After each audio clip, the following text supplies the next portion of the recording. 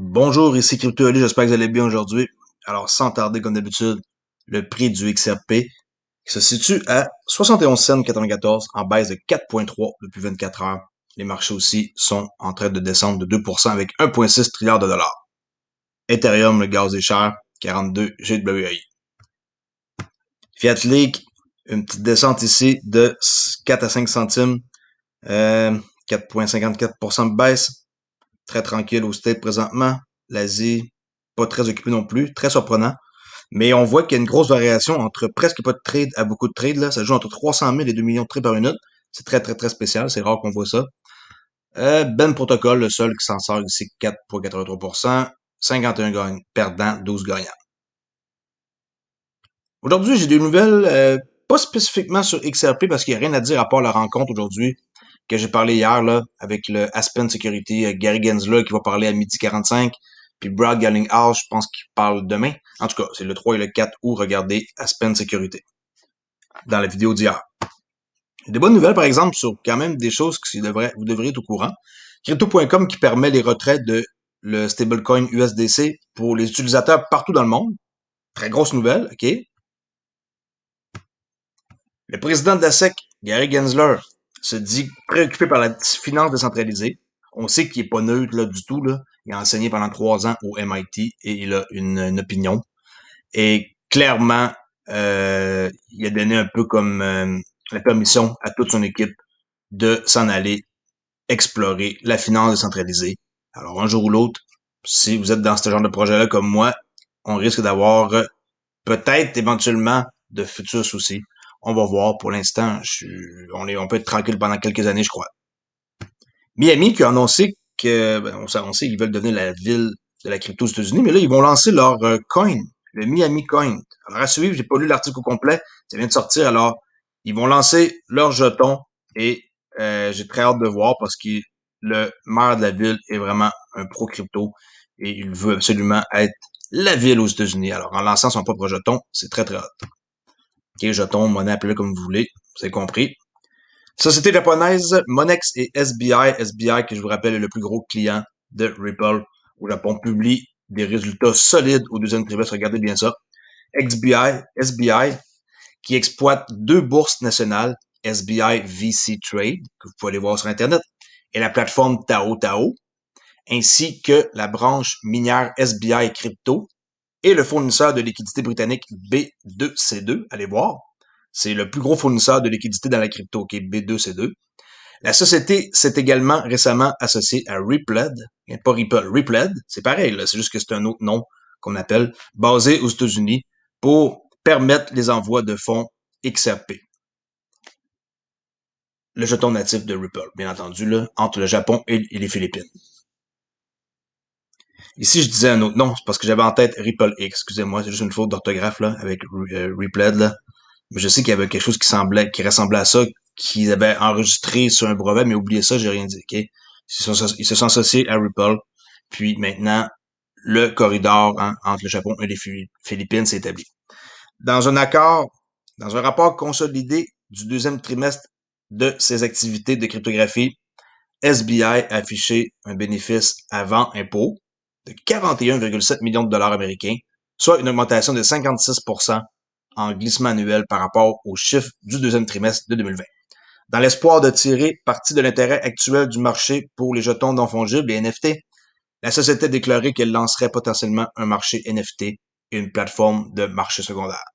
Également déclaré que la société disposait d'une unité de finances décentralisée DeFi, excusez-moi, dédiée qui travaillait sur une application pour smartphone. Monex, qui exploite, j'ai parlé ici tantôt qu'il y avait Monex et SBI là, au début, là, vous vous souvenez? Okay. Monex et SBI. Quant à eux, Monex qui exploite la bourse nationale CoinCheck ainsi que la TradeStation basée aux États-Unis. C'est très très gros la TradeStation, plateforme de trading qui est super bien. En passant, c'est très bien fait. Je l'utilise pas, mais j'ai déjà pris la peine de regarder. Okay? Alors, a déclaré des bénéfices avant impôt, eux, de 82 millions de dollars US, soit une augmentation trimestrielle de 1,4 par rapport aux bénéfices du trimestre précédent dans son propre rapport du deuxième trimestre. Okay, alors, Monex et ici SBI qui sont vraiment en forte hausse. SBI, nous, ça nous consomme plus, à cause de Ripple. Le Royaume-Uni qui envisage une option de monnaie numérique de banque centrale. Il n'était pas trop sûr, mais maintenant, ça dit que le Royaume-Uni semble prêt à sauter dans le train de la CBDC, alors que le Trésor met en place un groupe de travail pour explorer la CBDC. De nouvelles histoires sur les monnaies numériques des banques centrales continuent de faire l'actualité. Et cette semaine, le Royaume-Uni semble prêt à sauter dans le train des CBDC. Des initiés du Trésor britannique ont confirmé qu'un groupe de travail avait été mis en place pour explorer le fonctionnement de la CBDC que certains ont surnommé le Britcoin, qui est British, là, Britcoin. Le groupe de travail rendra compte de ses conclusions au chancelier Rishi Sunak d'ici la fin de l'année. Passant là-bas, c'est légal XRP au Royaume-Uni, au cas où vous ne savez pas, là. Même chose comme Singapour, Australie, il y a plein de places que c'est légal, qui peuvent opérer sans aucun problème. Que c'est déclaré une cryptocurrency, là, c'est pas comme les States qui savent pas encore qu'est-ce qu'ils vont faire. Avec cette réglementation-là qui finit plus, mais soyez patients. PayPal ici qui embauche plus de 100 postes de crypto alors que l'adoption mondiale de la crypto-monnaie augmente. 100 postes. Le géant des paiements PayPal recrute plus de 100 postes liés à la crypto-monnaie alors que la demande de crypto augmente. Le PDG, je répète le même truc là, le PDG de PayPal a récemment révélé les plans d'expansion de l'entreprise. Il embauche du monde, c'est bon signe. Cardano qui lance un connecteur qui relie le portefeuille ADA aux applications décentralisées. Grosse nouvelle aussi. Alors, Emurgo, une entité fondatrice de Cardano, annonce le lancement d'une nouvelle plateforme qui reliera l'interaction entre les utilisateurs d'ADA et les applications décentralisées, une DApps qu'on appelle, sur le réseau blockchain.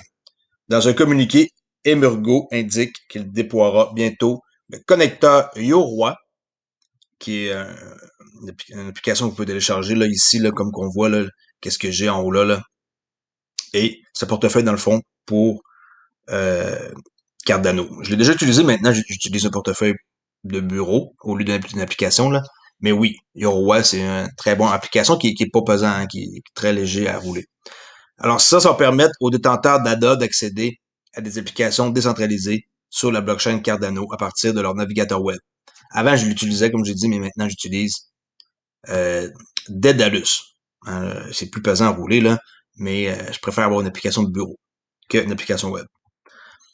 Ici, ça dit, en parenthèse, en guillemets, après avoir activé le connecteur de l'application décentralisée, l'utilisateur pourra participer à toutes les activités autorisées sur l'application décentralisée, telles que l'achat ou la vente de jetons, l'accès aux ressources ou l'utilisation d'autres fonctionnalités offertes par l'application décentralisée.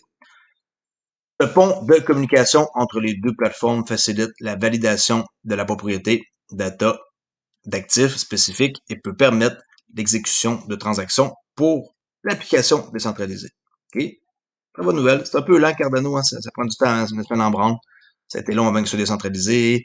Là, les smart contracts, ça devrait être d'ici la fin de l'automne. Mais c'est un bon projet, alors si vous en détenez, tant mieux. L'OMFIF, OK? On appelle ça ici le Forum d'institutions financières sur le bureau des monnaies, là, en gros, c'est l'OMFIF, qui dit que les cryptos évoluent trop vite pour une réglementation et une évaluation claire. Ça va tellement vite qu'ils ont de la misère à évaluer qu'est-ce qui se passe. Les experts comparent les défis de l'explosion de la crypto à la bulle Internet des années 90. Ouais. C'est bon signe, mais c'est sûr que ça va vite. Alors, eux autres, ils perdent un peu le sens, là, de où qu'est-ce qui se passe, puis Bitcoin, ça va faire quoi, puis ça pollue, il faut que ça soit vert, tu sais. Ils sont comme mélangés un peu, alors il faut donner un peu du temps pour que ces grosses autorités-là, ils mettent, qu'ils prennent confiance en qu'est-ce qui s'en vient, parce que ça va beaucoup plus vite que 90, là. J'entends que maintenant, on fait un truc et c'est propulsé partout sur les réseaux sociaux, là. C'était pas comme ça au début d'Internet, là. Et pour finir ici, Coinbase, qui sont toujours surprenants, qu'ils ajoutent des monnaies que je comprends pas toujours pourquoi, mais ils viennent d'ajouter le CLV, Mask et Shiba Inu. D'accord. Alors, c'est tout pour aujourd'hui. Crypto Ali, le seul YouTuber québécois à faire des vidéos sur une base quotidienne, je rappelle, sur XRP Ripple et la crypto en général, et des fois, simplement des nouvelles pour vous mettre le plus à l'écoute de qu'est-ce qui se passe. Et en passant, pour mon sondage que j'ai fait, à savoir si je devais garder ou pas les commentaires automatiques, je vais le laisser jusqu'à vendredi, mais je crois que c'est clair, là. Les gens à 68% ne veulent pas que je remette les commentaires automatiques. C'est pas moi qui décide, là, c'est vous, là. Regardez, 176 votes. Puis, comme j'ai dit, je laisse décider, là, mais je crois que c'est évident. Les gens, ils préfèrent que je protège ma chaîne et ainsi que vous. En protégeant ma chaîne, je protège les utilisateurs qui vont pas se faire avoir avec des scams et des choses comme ça, des commentaires qui pourraient vous amener ailleurs que euh, des endroits que je conseille, puis WhatsApp, Telegram, tous ces endroits-là où vous vous faire scammer. Alors faites attention à vous, soyez prudents, gardez votre crypto le plus possible sur des sites, pas sur des sites, sur des clés qui sont comme par exemple au nom de Ledger, Elipal, Kobo, portefeuille Decent, et non sur des sites d'exchange comme Binance, Crypto.com, BitTrue, Bitstamp.